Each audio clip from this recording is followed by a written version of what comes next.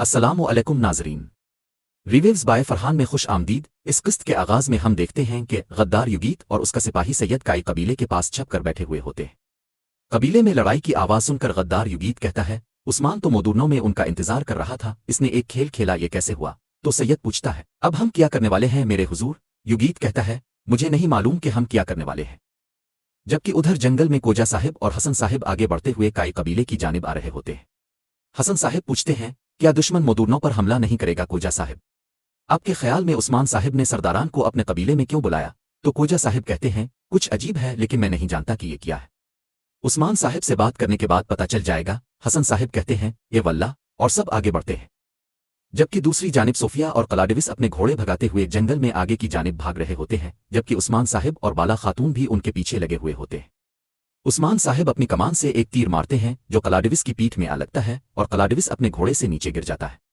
ये देखकर सोफिया कहती है, कलाडिविस? तो कलाडिविस कहता है, मैं अकेले ही उनसे निमट सकता हूं। सोफिया कहती है, नहीं। कलाडिविस कहता है, सोफिया, इस बार कोई खियानत नहीं होगी, यकीन करो, अब जाओ, जल्दी करो। और फिर सोफिया अपना घोड़ा भगाकर वहां से भाग जाती है, जबकि कलाडिविस उस्मान साहिब के शिकंजे में आ जाता है। तो बाला सोफिया को पुकारते हुए कहती है, सोफिया, रुक जाओ सोफिया, और सोफिया के पीछे जाती है।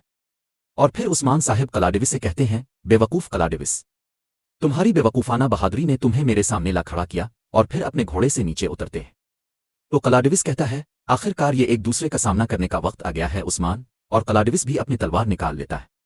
उस्मान साहिब कहते हैं, मैं वाकई में नहीं चाहता कि तुम्हारा गंदा जिस्म इस सर जमीन पर गिरे, लेकिन तुम मर जाओगे। और फिर दूसरी जानिब सोफिया जब आगे की तरफ भाग रही होती है और बाला इसके पीछे लगी हुई होती है तो एक जगह पर सोफिया अपने सिपाहियों से कहती है, बाला को रोको, और खुद आगे भाग जाती है, जबकि इसके सिपाही रुक कर बाला से लड़ने लग जाते हैं और बाला बहुत ही जल्द उन दोनों को जहन्नम वासिल कर देती है, जबकि सोफिया वहां से भाग चुकी होती है। बाला कहती है, जाओ सोफिया जाओ, और बाला वापस रवाना हो जाती है। और फिर उधर गद्दार युगीत जंगल में से छपकर उस्मान साहिब और कलाडिविस को लड़ता हुआ देखता है। उस्मान साहिब और कलाडिविस एक दूसरे से लड़ रहे होते हैं और एक दूसरे के ऊपर गाहे बगाहे वार कर रहे होते हैं। उस्मान साहिब बहुत ही जल्द कलाडिविस की तलवार गिरा देते हैं और उसका वार नाकाम बनाकर इसे एक जोरदार थप्पड़ मारते हैं और कलाडिविस जमीन पर आ गिरता है। और जैसे ही अपनी तलवार उठाने लगता है तो उस्मान साहिब अपनी तलवार उसकी गर्दन पर रख देते हैं और कहते हैं, रुक जाओ, अब रुक जाओ, अपना हाथ हटाओ। जबकि इस दौरान बाला भी वहां पहुंच जाती है।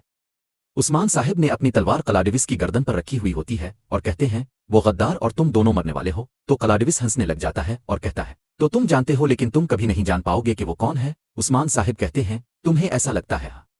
और फिर इसे एक जोरदार थप्पड़ रसीद करते हैं, जबकि गद्दार युगीत ये सारा मंजर देख रहा होता है। और फिर उस्मान साहिब कलाडिविस को उठाते हैं और कहते हैं, उठो उठो, कौन है वो? और एक और जोरदार थप्पड़ मारते हैं और उसकी गर्दन पर अपनी तलवार रख देते हैं। कलाडिविस कहता है, ये अजीब बात है कि तुम एक ऐसे आदमी से मालूमात हासिल करने की कोशिश कर रहे हो जो जल्द ही मरने वाला है। उस्मान साहिब कहते हैं, तुम और वो गद्दार दोनों मेरी इंसाफ की तलवार का मजा चखोगे। तुम्हें इबरत का निशान बनाने के लिए मैं तुम्हें काई कबीले के चौक में मारूंगा। उठो। और फिर उस्मान साहिब कलाडिविस को पकड़कर काई कबीले की जानिब लेकर चले जाते हैं।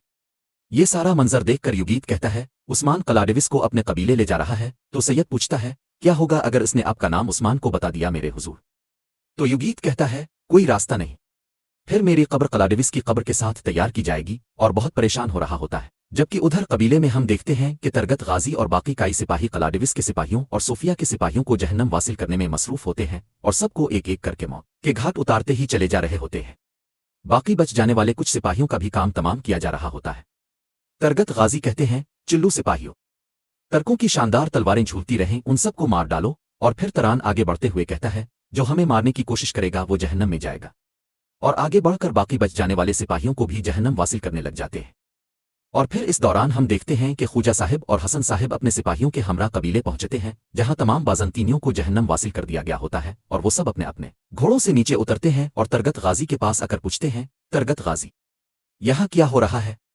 कबीले पर हमला किसने किया है? तो तरगत गाजी कहते हैं, हमने कुफार के मंसूबे को खाक में मिला दिया। मैं सब कुछ बताता हूँ, खूजा साहिब परेशान ना हो। और फिर पूछते हैं, आपका भाई युगीत कहाँ है? इसी दौरान युगीत अपने घोड़े पर सवार हुए वहां पहुंचता है और कहता है, मैं यहाँ हूँ तरगत गाजी, मैं यहाँ हूँ। और अपने घोड़े से नीचे उतरकर आगे बढ़ते हुए कहता है, मैं अपने भाई की तरह चौंक गया, अपने हमें इत्तला नहीं दी। और फिर इसी दौरान एक सिपाही की आवाज आती है, उस्मान साहिब आ रहे हैं, उस्मान साहिब आ रहे हैं।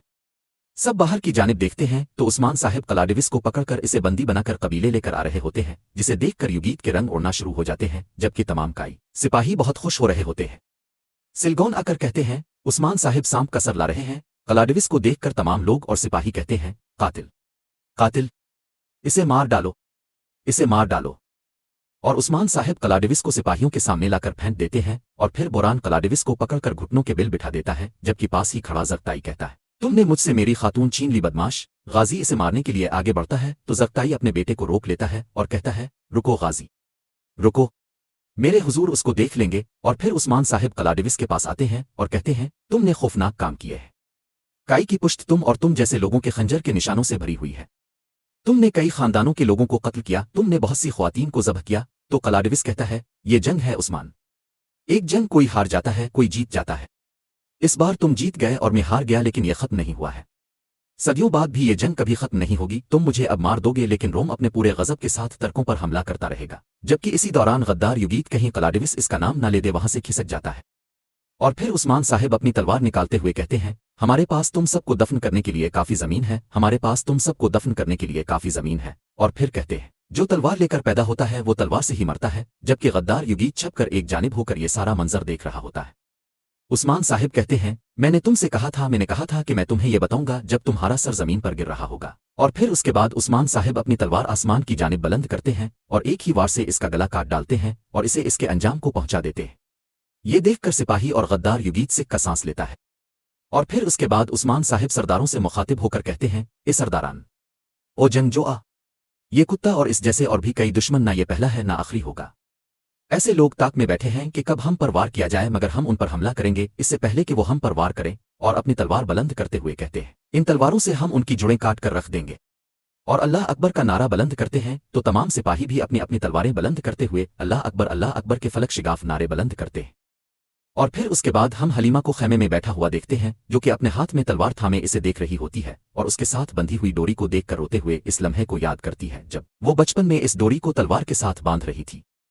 इस दौरान इसका भाई खैमे के अंदर दाखिल हुआ था और हलीमा ने वो तलवार अपने भाई को दिखाते हुए कहा था, भाई, तलवार की ये सजावट कैसी लग रही है। और उसके भाई ने तलवार पर लगी इस डोरी को देखा था। और फिर इसी दौरान अलाउद्दीन खैमे के अंदर दाखिल होता है और हलीमा के पास आकर कहता है, हलीमा, क्या तुम ठीक हो बहन। तो हलीमा रोते हुए कहती है, भाई, क्या अपनी ये आराइश इतने बरस से संभाल कर रखी। तो अलाउद्दीन कहता है, हाँ। क्या तुम्हें ये याद है। तो हलीमा कहती है, हाँ, मुझे याद आ गया है, मुझे अब याद है, मेरी माँ, मेरे बाबा, मेरी बहन और सब कुछ। तो अलाउद्दीन निहायत खुश होते हुए कहता है, ये तुम क्या कह रही हो बहन।